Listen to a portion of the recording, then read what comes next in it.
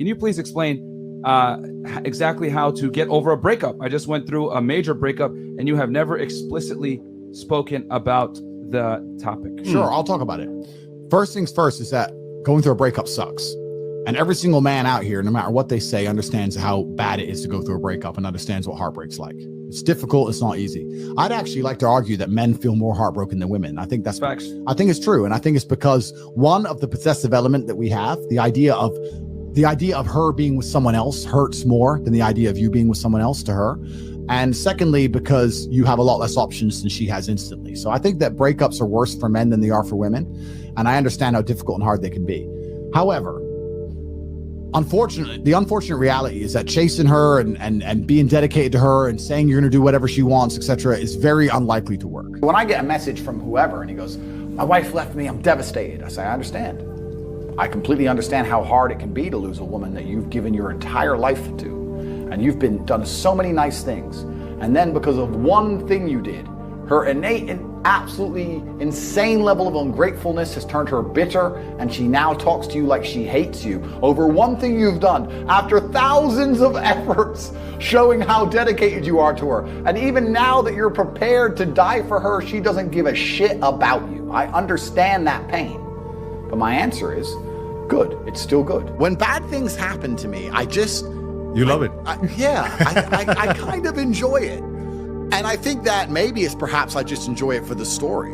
Perhaps my whole life is not about trying to find comfort, it's trying to find challenges, and it's trying to find stories. I'll be very honest with you. Even in jail, my brother and I kept saying this is probably the best story, one of our best ever stories. That's what life is about to me. And if you were to say to me right now, Andrew, do you want to spend a year living in comfort and flying around the world and sleeping with girls and doing whatever, or do you want to spend a year in a jail in Mongolia? I'd probably choose the jail. Maybe I'm a sadist. Maybe I'm nuts. But for me, it's all about the challenges. It's not about the comforts. That's what I'm interested in. And I want to have stories to die with. Life, the purpose of it is to learn, and it is to struggle, and it is to suffer. And I don't think that we are put on the planet to be happy. I actually genuinely believe we are put on the planet to learn things and to struggle and to genuinely suffer. I think that life is suffering. And I'm not saying this in a negative way. I think that if you want to be any kind of man of caliber, your life needs to be full of suffering. If you don't have that story of pain, you don't have a story at all. It's just the way the world works. You're not going to be a credible man who is respected if you don't have a bunch of pain and problems in your past. If you wake up and you're born as a man and everything goes exactly to the way you want it to, and everything's nice and easy, nobody's going to respect you, and you're not even going to be happy yourself. I believe that also the masculine imperative not only is to give, like we said earlier, but it is to overcome struggle. We look at struggles and we look at problems and we want to overcome them. When you're truly heartbroken, you can't even sleep. And your mind is constantly preoccupied. And instead of seeing that as a negative, what you need to do is use that as a source of unlimited power. If I was truly heartbroken today, let's imagine, and I could barely sleep, I'd be in better shape than I've ever been. I'd train like a fucking animal. You have to just take the energy inside of you. Energy cannot be destroyed. It can only be converted, whether it's heat into light or momentum into friction or however you want to put it, right? Energy cannot be destroyed. It can only be converted from one form to another.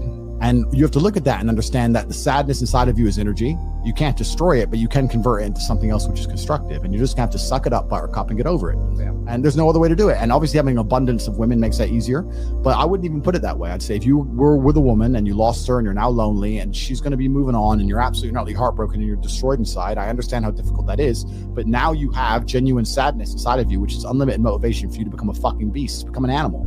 And by the time you're finished becoming an animal, you won't care anymore. So if you really want to cure yourself, you can just say, I'm going to get a six pack and I'm going to get bigger arms. And by the time my arms are this size and I have a six pack, then I'm going to think about that bitch. And you'll realize you don't give a shit about her anymore. Think about the biggest transformative stages in your life. Think about the times you got the most work done. It was a bad part of your life. You were heartbroken, or, you lost a house or broke or whatever. That's when you did shit. When everything was fine, when the woman's still sucking dick, the mortgage is paid, dinner's on time, it's kind of doop-de-doop-de-doo, little by little, do a little bit of work, do a little bit of relax. But the big events come from trauma. This is it. So it's a cheat code. It's a cheat code to climb the mountain. Anything in the world that makes you happy that you currently have, whether it's a person, whether it's a job, whether it's a scenario, whatever it is, also has the exact inverse capability to make you extremely angry. So you have to accept this about You're life. quite detached, man. You're quite detached from everything that you also own. You say you love it, but at the same time, you're okay with letting go. Well, that's because I think I have confidence in myself to get it all back.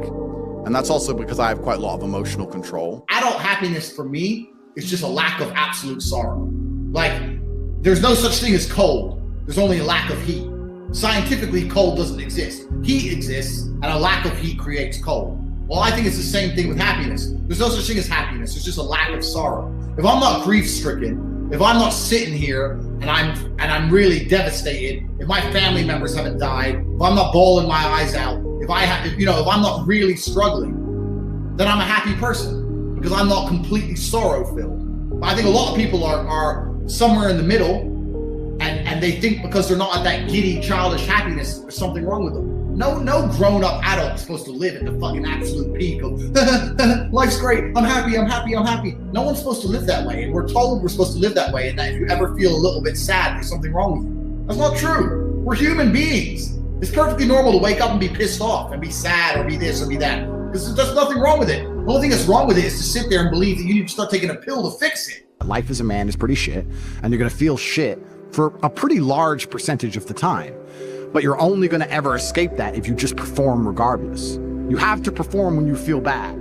As a man, you can't say, I will perform when I feel good. It doesn't work that way because our heads are too complicated and life's too complicated. And there's too much on our shoulders and we have too much stress and too much pressure. Our heads are fucked. You have to be the kind of person who says, I perform regardless. Her revenge on you is instant. Her revenge on you is running, getting on a boat and fucking 5 guys and going out to party and you're sitting at home alone. Her revenge is instant. Your revenge takes a little bit longer. But it is a better revenge overall. It takes, like all good things in life, good things come to those who wait.